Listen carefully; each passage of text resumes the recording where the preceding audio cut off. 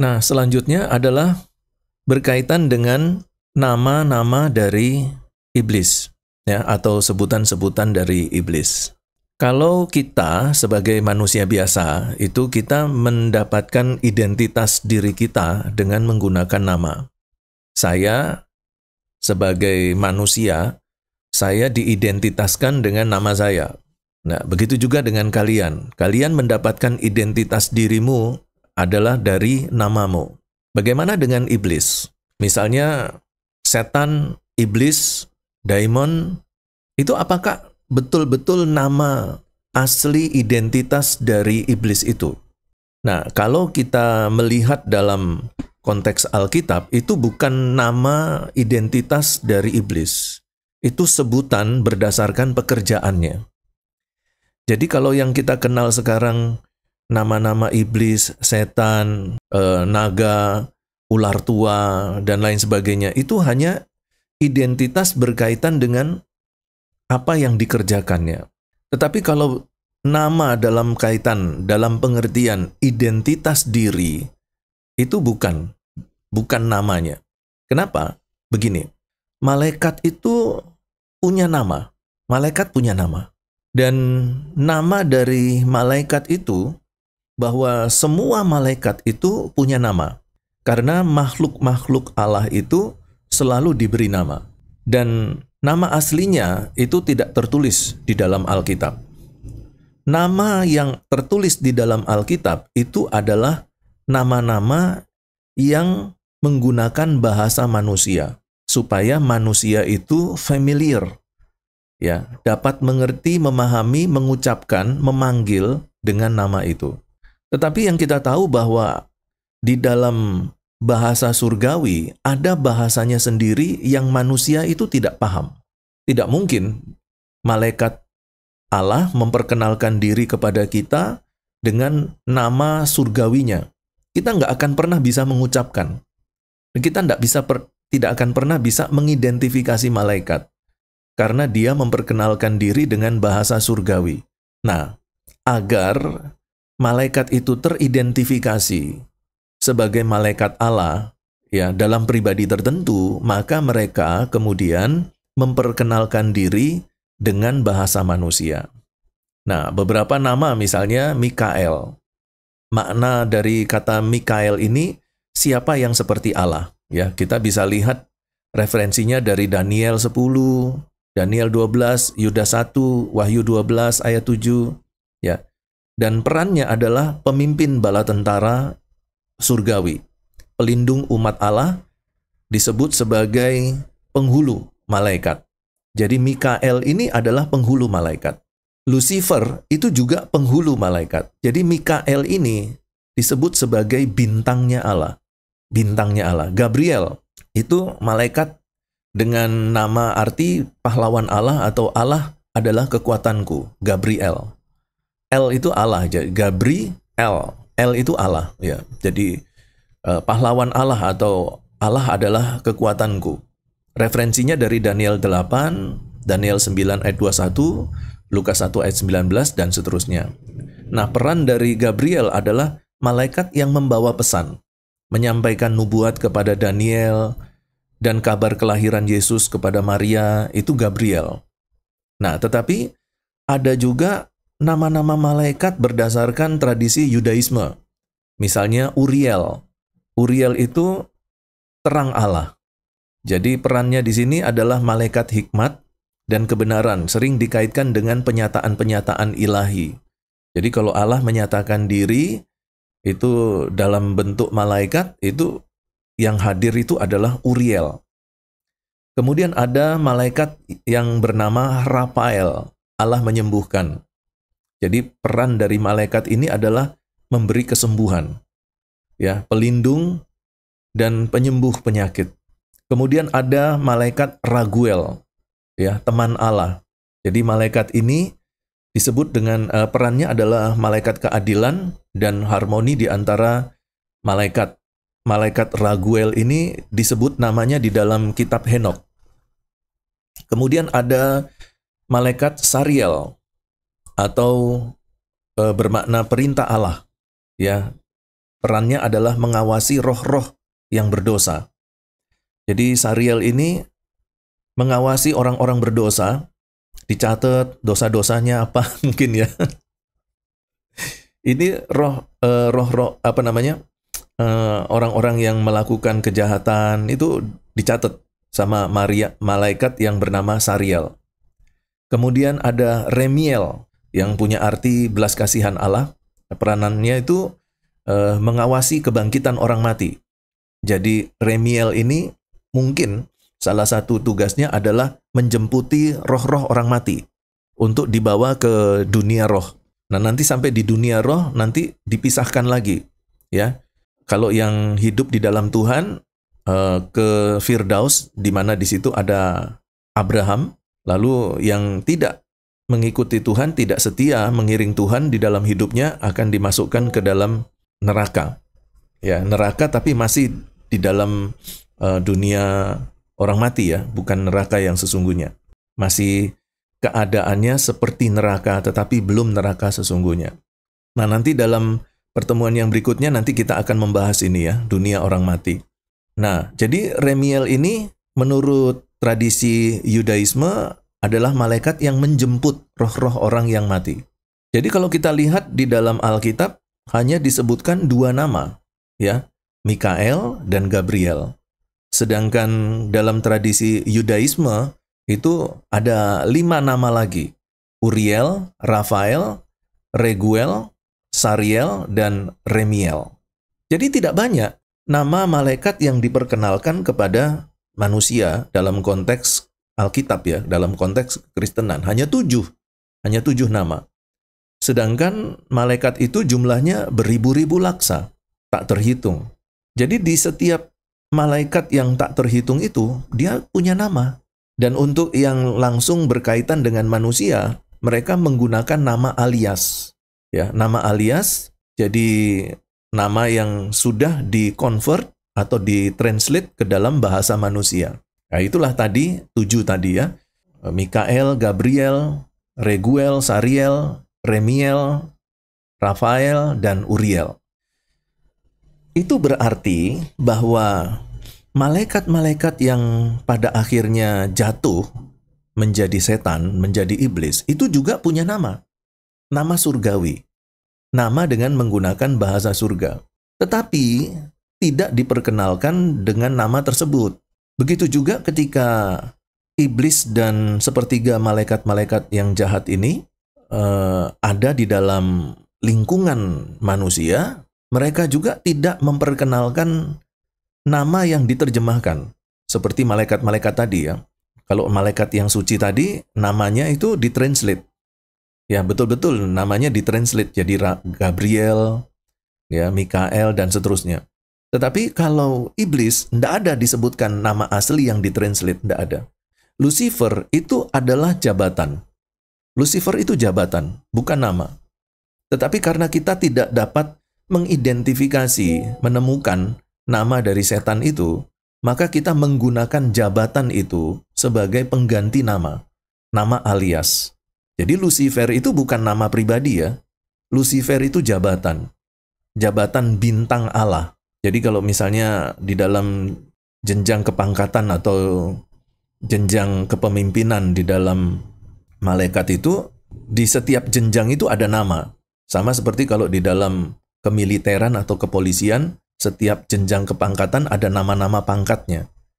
Ya, begitu juga di dalam jenjang kepemimpinan, jenjang kepangkatan yang ada di dalam komunitas malaikat, itu juga ada nama-namanya. Dan yang paling tinggi itu disebut dengan bintang Allah.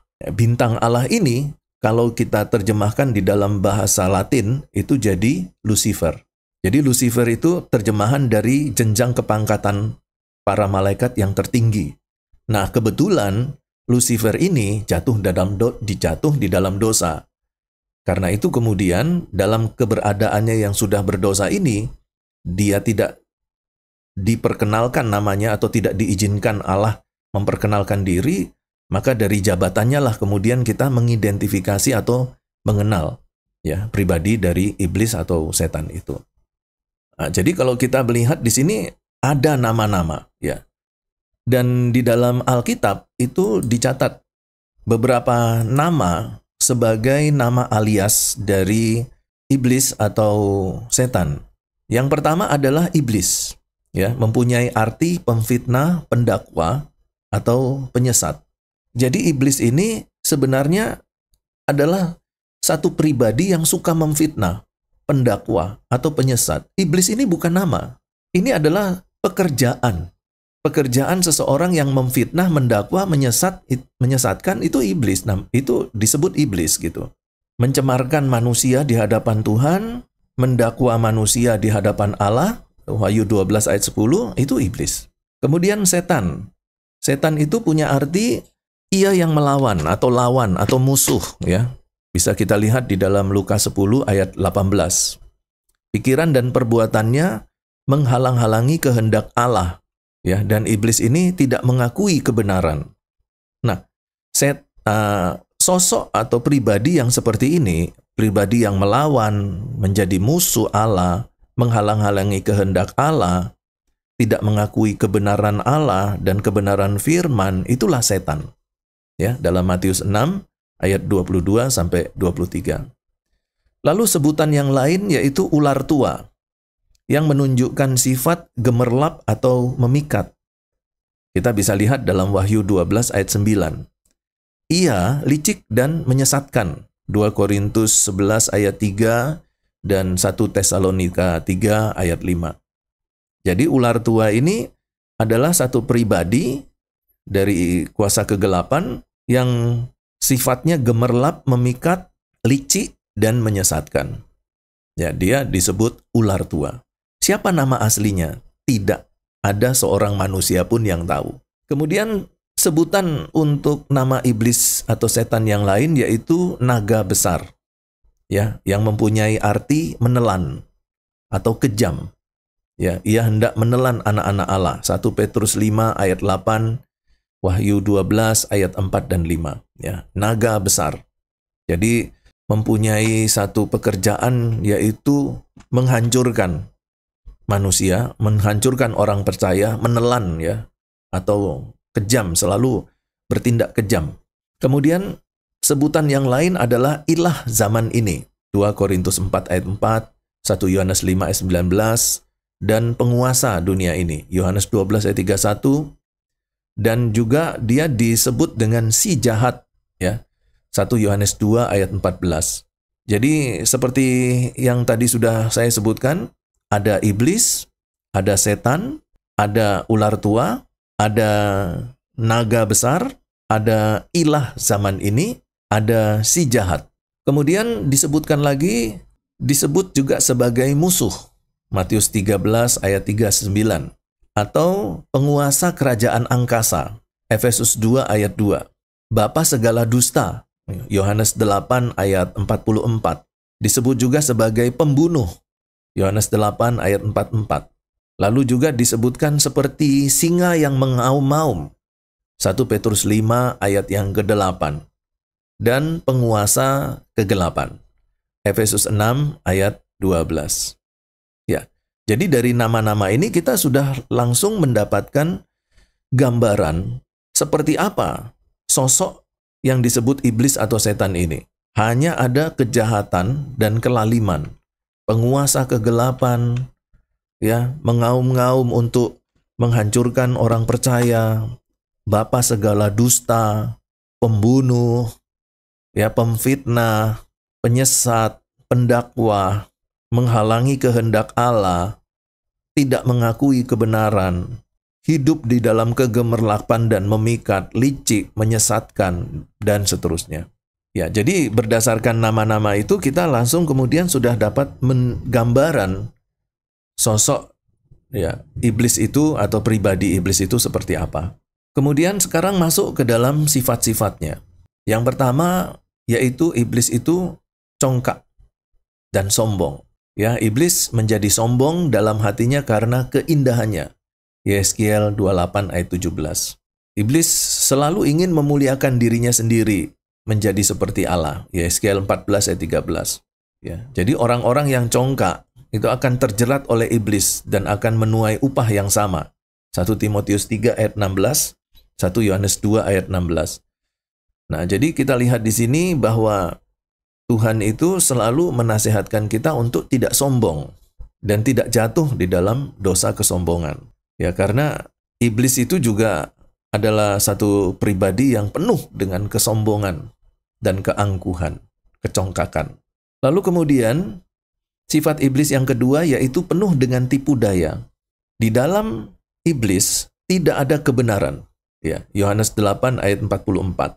Jadi iblis itu semata-mata adalah kejahatan. Tidak ada kebenaran sedikit pun. Dan ia adalah bapa segala dusta. Jadi kalau kita melihat dalam pengertian ini, lalu kemudian ada mahasiswa yang bertanya, Pak, apakah iblis itu ada kemungkinan bisa bertobat? Kalau ada iblis yang bertobat, maka Tuhan akan mengampuni dosanya.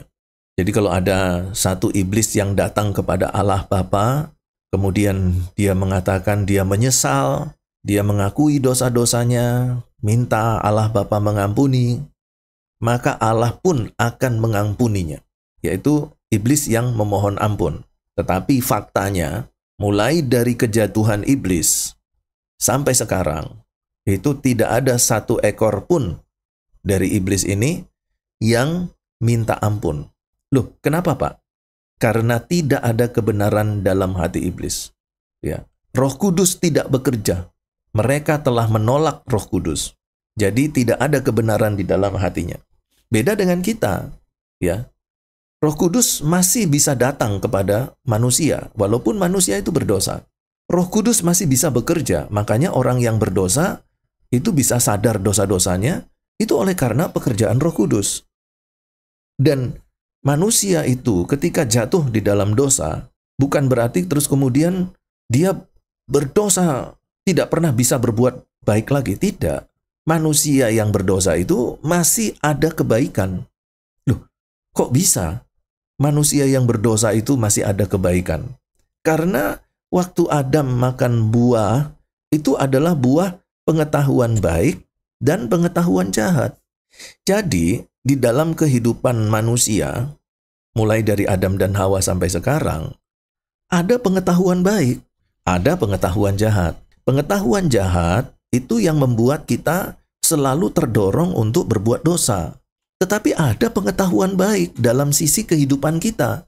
Nah, pengetahuan baik inilah yang memungkinkan sekalipun manusia ini jatuh di dalam dosa, masih bisa diselamatkan. Karena itu, melihat peluang ini, Allah kemudian mengutus Yesus Kristus datang ke dunia untuk menyelamatkan manusia. Kenapa? Karena di dalam diri manusia ada pengetahuan baik. Nah, sedangkan iblis tidak ada pengetahuan baik. Semuanya semata-mata jahat. Makanya disebutkan dalam Yohanes 8 ayat 44, tidak ada kebenaran di dalam hati iblis. Itu berarti bahwa iblis tidak mau berbuat baik. Iblis tidak mau datang kepada Tuhan. Iblis tidak mau menyesali dosanya. Iblis tidak mau meminta pengampunan dosa. Ya karena dia tidak minta pengampunan dosa, ya dosanya tidak diampuni. Dan tidak akan pernah diampuni. Karena dia tidak pernah minta ampun. Kok dia tidak pernah minta ampun? Karena tidak ada lagi kebaikan di dalam dirinya. Tidak ada lagi kebaikan. Itulah perbedaannya antara iblis dan manusia. Manusia masih bisa diselamatkan sekalipun sudah jatuh di dalam dosa. Karena ada pengetahuan baik. Ada pengetahuan baik. Dari sisi pengetahuan baik ini, manusia itu masih merespon. Ketika Roh Kudus datang, ya, ketika Roh Kudus mengingatkan, manusia masih merespon. Manusia masih mencari Allah. Walaupun di sisi lain dia masih berbuat dosa. Nah, dalam statusnya yang seperti ini, maka manusia berpeluang untuk bisa diselamatkan, diampuni dosanya, dan mendapatkan kehidupan yang kekal. Kemudian berkaitan dengan pekerjaan iblis tadi, yaitu penuh dengan tipu daya. Iblis ini adalah pekerja-pekerja curang, ya, penuh dengan tipu daya. 2 Korintus 11 ayat 3 dan ayat 13 sampai 15.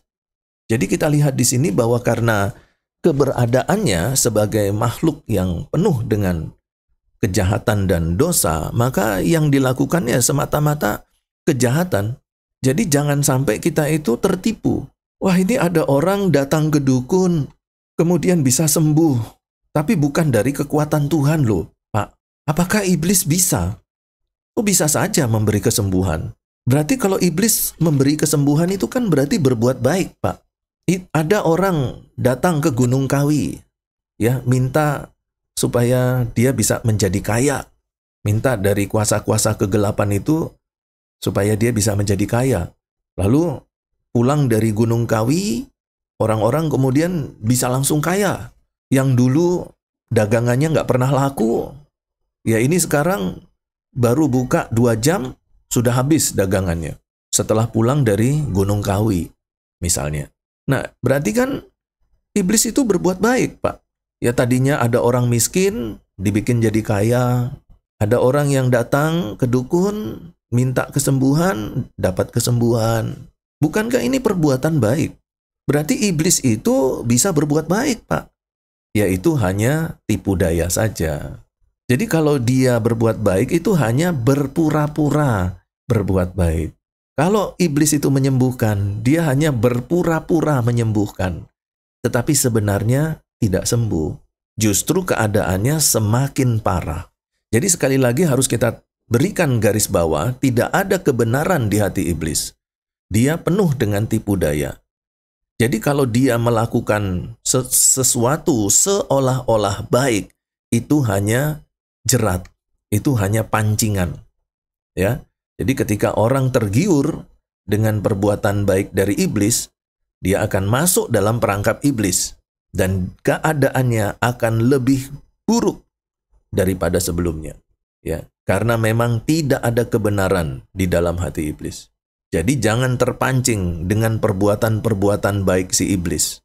Memberikan kesembuhan, membuat orang jadi pintar, ya, kuliahnya berhasil, bisnisnya jalan, ya, jenjang kepangkatannya di kantor cepat naik, ya, terus cari jodoh dengan menggunakan kuasa gelap, cari yang cantik, yang kaya, orang dipelet, lalu kemudian jadi pacarnya. Wah, itu kan semuanya itu kan mendatangkan kebaikan. Iya, betul. Sementara, tapi di balik semuanya itu, ada skenario untuk menghancurkan dari iblis. Karena tidak ada kebenaran di dalam hatinya. Bahwa apa yang dilakukan kepada manusia, itu semata-mata hanya satu tujuannya. Menghancurkan manusia. Kemudian sifat yang lain, yaitu iblis itu najis. Ia disebut roh najis. Wahyu 16 ayat 13. Iblis ini tidak menyukai kebersihan. Ya, Markus 5 ayat 2. Ya, iblis ini nggak suka mandi. Jadi kalau ada orang yang nggak suka mandi, yaitu mungkin anak iblis. Enggak ya. Maksudnya sesuatu yang baik, yang bersih, yang teratur, itu enggak disukai oleh iblis. Iblis itu sukanya apa? Kekacauan, ya, kebebasan tanpa hukum. Sudah ada peraturan asrama dilanggar, ya iblis enggak suka yang teratur-teratur. Sukanya apa? Ya melanggar-melanggar peraturan itu. Jadi kalau nanti saudara kembali ke asrama, jangan lupa ya, taati peraturan-peraturan asrama. Kalau saudara tidak mentaati peraturan asrama, ya itu sudah ada indikasi saudara tidak menyukai hal-hal yang bersih, yang teratur. Nah, ada 2 kemungkinan. Ya, kemungkinan yang pertama, yaitu oleh karena kehendak bebasmu, kamu ingin seperti itu, atau yang kedua, kamu sudah dikuasai dan dipengaruhi oleh iblis. Nah, kemudian iblis itu suka dengan hal-hal yang berkaitan dengan perjinahan, percabulan, ya, ketidakkudusan, hawa nafsu seks yang menyimpang, itu, terus kemudian perbuatan-perbuatan jahat yang lain, itu semuanya adalah sifat iblis. Ya. Galatia 5 ayat 19, 21, Efesus 2 ayat 2 sampai 3, itu adalah sifat-sifat dia. Jadi itu roh najis. Kemudian keji, ya, iblis itu keji. Ya, sejak semula iblis itu adalah pembunuh keji. Iblis itu yang memicu peperangan, yang menelan anak-anak Allah. 1 Petrus 5 ayat 8. Memicu peperangan itu Wahyu 16 ayat 13 sampai 16. Iblis itu selalu mengeluarkan mata air dosa dan kejahatan. Itulah tadi dikatakan tidak ada kebenaran. Jadi yang keluar dari iblis itu hanya dosa dan kejahatan. Makanya di dalam Kisah 13 ayat 9 sampai 10 disebutkan bahwa iblis ini adalah musuh kebenaran. Lalu kemudian Yakobus 3 ayat 14 sampai 6 dikatakan bahwa segala kejahatan itu berasal dari iblis. Lalu kemudian 1 Yohanes 3 ayat 8, semua orang yang berbuat dosa adalah dari iblis. Nah, di sini kita harus betul-betul hati-hati ya. Semua orang yang berbuat dosa adalah dari iblis. Bukan dalam pengertian secara langsung. Bisa saja yang dimaksudkan adalah secara tidak langsung. Misalnya, kita berbuat dosa tidak langsung diintervensi oleh iblis, tetapi oleh karena kita sudah mendapatkan dosa keturunan. Ya, nah, dosa keturunan ini adalah satu keadaan di mana diri manusia itu memiliki kemampuan untuk melakukan dosa tanpa intervensi dari iblis. Dari mana dia bisa melakukan itu? Dari keadaannya sebagai orang yang mewarisi dosa keturunan. Ditambah lagi intervensi dari iblis dari luar dirinya. Nah, akhirnya semakin memungkinkan seseorang itu untuk melakukan perbuatan dosa. Tapi ada enggak Pak orang yang betul-betul dipengaruhi iblis lalu kemudian berbuat dosa? Banyak. Ya, hampir semua manusia, dan saya katakan tidak satu pun yang tidak bisa terintervensi oleh iblis. Karena apa? Karena semua manusia sudah berbuat dosa. Maka kemungkinan mendapatkan intervensi dari iblis untuk melakukan dosa itu sangat besar sekali persentasinya. Bahkan 100% mungkin. Tetapi Pak, apakah ada sesuatu yang kita lakukan seperti dosa, tetapi bukan dosa Pak? Ada enggak Pak? Ada. Nanti pada waktu kita membahas tentang dosa, ini juga akan kita ulas sekali lagi ya. Ada, itulah. Jadi gini, perbuatan yang kurang, sesuatu yang tidak sempurna, itu bukan berarti semuanya dosa, bukan. Misalnya, kesalahan. Kesalahan itu tidak sempurna, tetapi bukan terdefinisi sebagai dosa. Misalnya salah ketik. Salah ketik itu ya tidak sempurna, tapi kan bukan dosa. Kemudian, salah menerjemahkan. Itu tidak sempurna, tapi bukan dosa. Salah menghitung, itu tidak sempurna, tetapi bukan dosa. Ya, kemudian ada hal-hal lain yang berkaitan dengan pelayanan misalnya. Salah memahami perintah pelayanan, salah memahami perintah atasan. Bukan dosa, itu kesalahan. Nah, sekalipun kesalahan itu bisa menimbulkan efek negatif, tetapi ketika dia salah memahami itu bukan dosa, itu ketidakmampuan diri. Bukan dosa. Kita salah mengerjakan soal-soal UTS, soal-soal UAS, itu ketidaksempurnaan. Tapi bukan berarti kita berdosa. Nah, di sini kita harus bisa memilah-milah ya. Bahwa ada yang disebut dengan kesalahan, ada yang disebut dengan kejahatan, ada yang disebut dengan dosa. Dosa itu sudah pasti kesalahan. Tetapi kesalahan belum tentu itu adalah dosa. Bahkan di dalam kitab Yakobus dikatakan ada dosa-dosa yang mendatangkan maut. Tetapi ada juga dosa-dosa yang tidak mendatangkan maut.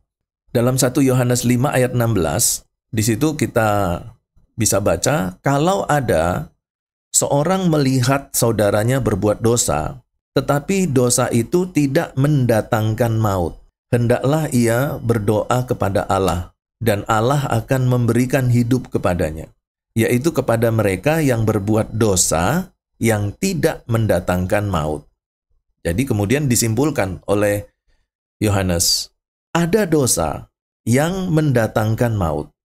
Memang ada, tetapi tentang hal itu tidak kukatakan bahwa ia harus berdoa. Jadi di sini ada dua dosa. Dosa yang pertama, dosa yang mendatangkan maut. Dan ada dosa yang kedua, yaitu dosa yang tidak mendatangkan maut. Nah, di sini orang masih mencoba untuk menafsirkan dalam kaitan langsung dengan dosa. Ya, definisi dosa, dosa seperti ini, mautnya juga maut yang seperti ini gitu ya. Maut berarti sudah kehilangan hidup, tidak mendapatkan kesempatan lagi memperoleh hidup yang kekal. Maut di sini dalam arti kebinasaan, bukan saja kebinasaan sementara secara fisik, tetapi juga kebinasaan roh gitu ya. Maut itu seringkali diidentifikasi seperti itu. Nah, sekarang tinggal kita mengeksegese. Di dalam kitab Yohanes ini, kalau dia menyebutkan maut dan dikaitkan dengan dosa, yang kemudian menjadi dosa tidak mendatangkan maut, apakah ini betul-betul pengertian maut dalam arti kebinasaan kekal? Ataukah ada pengertian maut yang lain yang dimaksudkan oleh Yohanes? Ya, bukan kebinasaan roh, tapi maut dalam definisi yang berbeda. Nah, ini kita harus cek dulu secara eksegetis, baru dari situ nanti kita bisa memahami ya apa yang dimaksudkan Yohanes. Kok ada dosa-dosa yang tidak mendatangkan maut? Paulus mengajarkan dengan tegas, upah dosa itu adalah maut. Jadi itu sudah tidak bisa disangkali ya, tidak bisa ditawar-tawar bahwa upah dosa itu adalah maut. Nah, ini kok Yohanes bilang malah ada dosa yang tidak mendatangkan maut. Nah, ini harus dieksegese ya supaya jelas. Nah, dalam eksegese saya singkatnya bahwa yang dimaksudkan maut di sini adalah bukan maut kebinasaan kekal, bukan. Tetapi ini maut yang berkaitan dengan tubuh jasmani. Jadi kematian jasmani. Nah, kematian jasmani itu bisa dikaitkan dengan sakit penyakit, ya ada orang sakit, nanti kalau dia tidak diobati, dia bisa mati. Ya, ada orang yang, dan sakit itu kan bermacam-macam levelnya. Ada sakit ringan, ada sakit yang divonis mati, ya, ada sakit yang divonis mati tapi masih ada kemungkinan bisa hidup. Ya, jadi ada level-level kesembuhan dari sakit itu. Nah, yang dimaksudkan di sini adalah konsep ini, ya, maut dalam pengertian kematian jasmani. Jadi ada orang yang melakukan satu kesalahan yang bisa menyebabkan efek kesehatan jasmani. Nah, kesalahan ini, dosa ini, itu adalah dosa yang dia lakukan, kesalahan yang dia lakukan, yang tidak mendatangkan maut dalam pengertian kebinasaan kekal. Dia mungkin mengalami kematian tubuh jasmani, tetapi dia tetap bisa mendapatkan kehidupan yang kekal. Nah, ini yang dimaksud dosa yang tidak mendatangkan maut. Ya, tetapi untuk selebihnya itu memang perlu untuk pengkajian lebih dalam lagi secara eksegetis. Ya, apa yang dimaksudkan oleh Yohanes ketika dia mengatakan dosa yang tidak mendatangkan maut. Nah, tetapi nanti untuk lebih jelasnya lagi, nanti kita akan membahasnya ketika kita berbicara tentang dosa. Ya, sampai di sini ada yang mau ditanyakan?